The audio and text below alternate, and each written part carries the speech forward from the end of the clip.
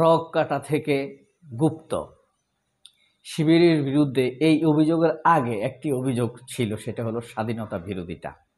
৫৪ বছর ধরে এই শিবিরকে একই প্রশ্ন করে গিয়েছে এদেশের তথাকথিত সাংবাদিকরা।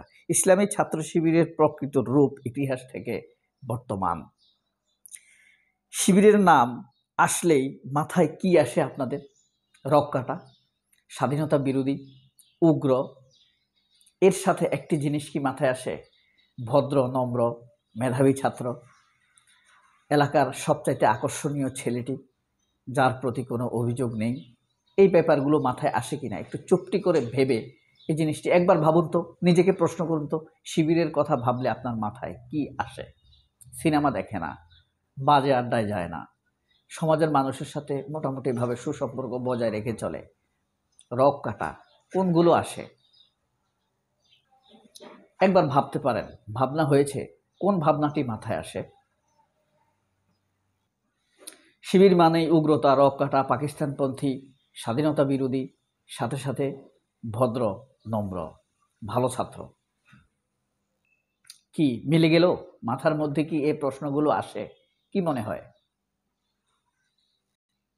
গত ৪৯ বছর ধরে, অর্থাৎ ১৯৭৭ সালে শিবির প্রতিষ্ঠার পর থেকে তথাকথিত সাংবাদিক, ভারতপন্থী আওয়ামী লীগ এবং ক্ষমতাসীনেরা, আওয়ামী লীগ আসুক, বিএনপি আসুক, শিবিরের বিরুদ্ধে বা ইসলামের বিরুদ্ধে এই প্রচারণাগুলো কিন্তু কমনভাবে চালিয়ে গিয়েছে, সমাজে প্রতিষ্ঠা করার চেষ্টা করেছে। এই বয়ানের সাথে সাথে শিবিরের উপরে হত্যা করা যায়, আক্রমণ করা যায়, মারা যায়, এই বয়ানটা ন্যায্যতা দেওয়ার চেষ্টা করেছে এদেশের বুদ্ধিজীবীরা, সুশীলেরা।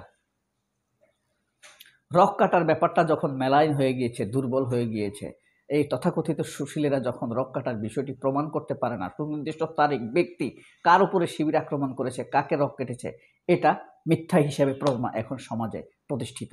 এবার এসেছে গুপ্ত শিবিরের কথা। এর আগে তাদের উপরে জঙ্গিবাদ, উগ্রবাদ, পাকিস্তানপন্থা এসব নিয়ে নানান কথা উঠেছে। কয়দিন আগেও মেঘমল্লার বসু নামের এক বেশ্যা শিবিরের বিরুদ্ধে কি তুমিও জানো আমিও জানি, সাদেক কায়েম, এইভাবে স্লোগান দিয়েছে। এই জিনিসগুলো আসলে খাচ্ছে না মানুষ, প্রমাণ করতে পারছে না, নিন্দিত হচ্ছে সাধারণ মানুষের কাছে। গুটি কয়েক, ধরেন বাংলাদেশে ৫,০০০ সাংবাদিক আছে, একদম মানে টোকায় ফোকায় মিলিয়ে এই ৫,০০০ সাংবাদিককে ধরেন সিন্ডিকেট করে শিবিরকে মেলাইন করতে চেয়েছে। কিন্তু এই দেশ তো ২০ কোটি মানুষের দেশ ভাই, তাদের কাছে সাংবাদিকরা পর্যন্ত বিকৃত, অবিশ্বস্ত হয়ে গিয়েছে। এর প্রমাণ হলো টেলিভিশনের সংবাদের চাইতে পিনাকি ভট্টাচার্য, ইলিয়াস হোসেন, কনক সারোয়ারদের তথ্যের প্রতি মানুষের নির্ভরতা, বিশ্বস্ততা, আস্থা বেশি হওয়া, এটাই প্রমাণ করে দেয়। যখন পাকিস্তানপন্থী শিবির এটা বিলীন হয়ে গিয়েছে, স্বাধীনতা বিরোধী শিবির এটা যৌক্তিকতা, ন্যায্যতা হারিয়েছে, ৪৫ বছর ধরে একটা প্রচারণা চলতে পারে না, তখনই আবার এসেছে গুপ্ত শিবির। গুপ্ত শিবির গেলে শিবিরের বিরুদ্ধে কোন অভিযোগ আসবে সেটার জন্য এখন শিবিরকে প্রস্তুত থাকতে হবে। বা আমরা যারা সত্য অনুসন্ধানী বা সত্যকে জানতে চাই এবং মানুষকে সত্যটা জানাতে চাই, তারাই বা আমরা এটাকে কিভাবে দেখব বা এটার বিরুদ্ধে কোন যুক্তি খুঁজে নেব বা খুঁজে পাবো সত্যিকার অর্থে, সেটা এখনও আমাদেরকে ভাবতে হয়। গুপ্ত শিবিরের পরে না জানে শিবিরের বিরুদ্ধে কোন মিথ বা অপকল্প সমাজে দাঁড় করানো হয়। এই সুশীলরা, উপস্থাপকরা, সাংবাদিকরা, টেলিভিশনের প্রডিউসাররা কিন্তু মেইন শয়তান, তাদেরকে আমরা চিনি না, আমরা চিনি উপস্থাপককে। উপস্থাপক কী প্রশ্ন করবে সেই জিনিসগুলো ম্যাক্সিমাম ক্ষেত্রেই এই প্রডিউসাররাই তৈরি করে দেন। দেখেন, জাহাঙ্গীরনগর বিশ্ববিদ্যালয়ের মানিক নামের এক ছাত্রলীগের নেতা ১০০ সেঞ্চুরি করেছে। প্রতিটা সেঞ্চুরির পরে সে মিষ্টি খেত, আর ১০০ সেঞ্চুরির পরে সে পার্টি করেছে, নাচ গানের আয়োজন করেছে তার ইউনিভার্সিটিতে। এই খালেদ মহিউদ্দিনদের সমসাময়িক লোক, তারা একসাথে রাজনীতি করতো। খালেদ মহিউদ্দিন কিন্তু কিছুদিন রাজশাহী জাহাঙ্গীরনগর বিশ্ববিদ্যালয়ের শিক্ষক ফ্যাকাল্টি ছিল, ঢাকা ইউনিভার্সিটির ছাত্র, কিছুদিন জাহাঙ্গীরনগরের ফ্যাকাল্টি ছিল খণ্ডকালীন। তো তারা একসাথে, সে চিনত, সুসম্পর্ক ছিল খালেদ মহিউদ্দিন। এই কারণে খালেদ মহিউদ্দিনটা এই জিনিসগুলো মেলাইন করতে চায়, চাপিয়ে রাখতে চায়। এখন কথা হলো, এই যে শিবির ছাত্রলীগের নেতা ১০০ সেঞ্চুরি করেছে দর্শনের, বছরের পর বছর ধরে এই প্রশ্ন কি সাংবাদিকরা জারি রেখেছে? ছাত্রলীগকে জারি রাখে নাই, কারণ সাংবাদিকরা ওইটাকে আমাদের ব্রেন থেকে ভুলিয়ে দিতে চায়। তারা যে লুটপাট করেছে এই প্রশ্ন কি আওয়ামী লীগকে বারবার প্রশ্ন করে জারি রেখেছে? তাদেরকে বিব্রত করেছে? এই যে ৭৪-এ দুর্ভিক্ষ হয়েছে, কৃত্রিম দুর্ভিক্ষ, চুরি চামারির কারণে খাবার আটকে রেখে মানুষকে অভাবে রেখেছে। দুর্ভিক্ষের সময়ে সোনার মুকুট দিয়ে জন্মদিন পালন করেছে। দুর্ভিক্ষের সময়ে বিয়ে হচ্ছে, সেই বিয়ের মার্কেটিং করার জন্য জার্মান, আমেরিকা, ব্রিটেন পাঠিয়েছে হাসিনা খালেদাকে, হাসিনা এবং রেহানাকে। সে কারণে তারা বেঁচে গিয়েছিল।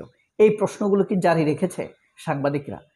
আমরা কি এই বিষয়গুলো জানি না। কারণ কি? কারণ হলো সাংবাদিকরা এই প্রশ্নগুলো বারবার আওয়ামী লীগ নেতাদেরকে যখন পেত তখন করতো না, কিন্তু শিবিরকে যখন পায় তাদেরকে মিথ্যা প্রশ্ন করতে করতে করতে করতে মানুষের মধ্যে এই জিনিসটা জেনে গেছে। একটি মিথ্যা বারবার প্রচার করার মাধ্যমে সত্যের রূপান্তরিত হয়। সেই জিনিসটি এখন ঘটে গিয়েছে। সে অতীতের কথা বাদ দেন, এই যে 2006 সালে 28শে অক্টোবর যেটা আমরা দেখেছি, এই ঘটনা যে আওয়ামী লীগ যে ভয়ঙ্কর বাংলাদেশের ইতিহাসের সবচাইতে বড় মব ঘটিয়েছে 28শে অক্টোবর, সেই ঘটনাকে রিপিটেডলি প্রশ্ন করেছে আওয়ামী লীগকে সাক্ষাৎকারে, দেখাতে বা কোনো বক্তৃতায়, বিবৃতিতে ব্যবহার করেছে? করেনি। কারণ এই সাংবাদিকরা চায় মানুষ এটা ভুলে যাক, আওয়ামী লীগের দুষ্ত্রুটি মানুষ না জানুক। কিন্তু দেখেন, মিথ্যা একটি কথা নিজেরা অনুসন্ধান না করে, শিবিরের গুপ্ত হয়ে থাকা অনুসন্ধান না করে তারা প্রশ্ন করে যাচ্ছে, অনবরত একই প্রশ্ন করে যাচ্ছে, যাতে মানুষ এটাকে চর্চা করতে থাকে, সমাজে এই চর্চা জারি রাখার জন্য। কিন্তু তাদের 100 সেঞ্চুরির ধর্ষণ, লাখ লাখ কোটি টাকার লুটপাট, ৭৪-এর দুর্ভিক্ষ, সংবাদপত্রগুলো সব বন্ধ করে দেওয়া, এই বিষয়ে তারা কখনো আওয়ামী লীগকে প্রশ্ন করে বিব্রত করতে চায় না, মানুষকে তাদের অপরাধগুলো মনে